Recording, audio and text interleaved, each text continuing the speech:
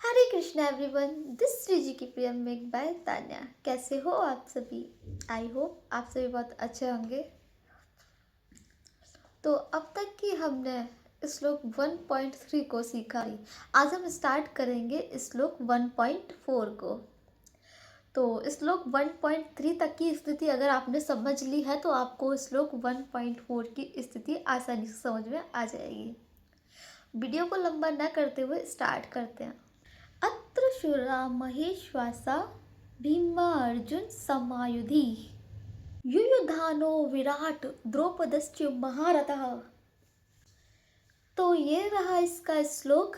अब हम इसका अर्थ समझेंगे सरल भाषा में। श्लोक 1.4 में गुरु द्रोणाचार्य के पास आकर कहते हैं कि देखिए गुरुजी, इनकी सेना में तो बहुत ही धनुधर, बहुत ही वीर योद्धा युद्ध कर रहे हैं। आपको पता है गुरुजी, जो वीर योद्धा है ना, वो भीम और अर्जुन के समान ही युद्ध करते हैं। और तो और गुरुजी, यहाँ पर युयुधान, विराट और द्रुपद जैसा योद्धा भी उपस्थित है। बहुत ही अच्छे अच्छे योद्धाओं को अपनी सेना में रख रखा है पांडवों ने। इस प्रकार वह गुरु द्रोणाचार्य को कहते हैं कि ऐसे ऐसे योद्धा आए हुए हैं युद्ध करने के लिए। तो अब हम इसका भावार्थ समझते हैं। श्लोक समझा, अर्थ समझा, अब हम इसका भावार्थ समझते हैं। भावार्थ में जो दुर्योधन है वह अपने गुरु द्रोणाचार्य को यह बता रहा है कि सामने वाली सेना भी कमज़ोर नहीं है, वो भी एक अच्छी योद्धा है, वो भी बहुत अच्छे युद्ध की तैयारी करके आई है। और स्पेशली उसने नाम किसका लिया है? भीम और अर्जुन का। सबसे पहले उसने भीम और अर्जुन का नाम लिया इस चीज़ में।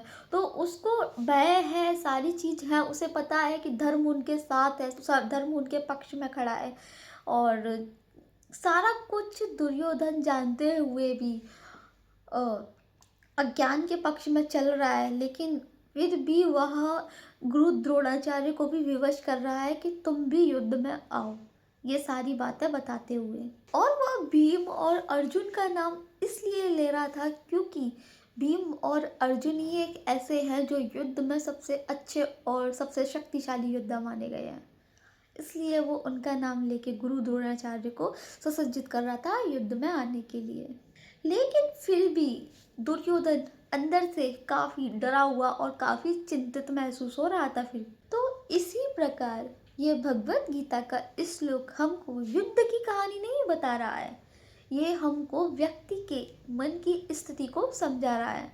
सेम इसी प्रकार हम लोगों की स्थिति हो जाती है और हम अधर्म के मार्ग पे चल पड़ते हैं और धर्म को भूल जाते हैं, जिससे अपनी हानि कर बैठते हैं। आई होप आपको ये वीडियो अच्छी लगी हो। If you like this video, do like, share, comment and don't forget to subscribe my YouTube channel. मिलते हैं नेक्स्ट श्लोक के साथ। राधे राधे, हरे कृष्णा।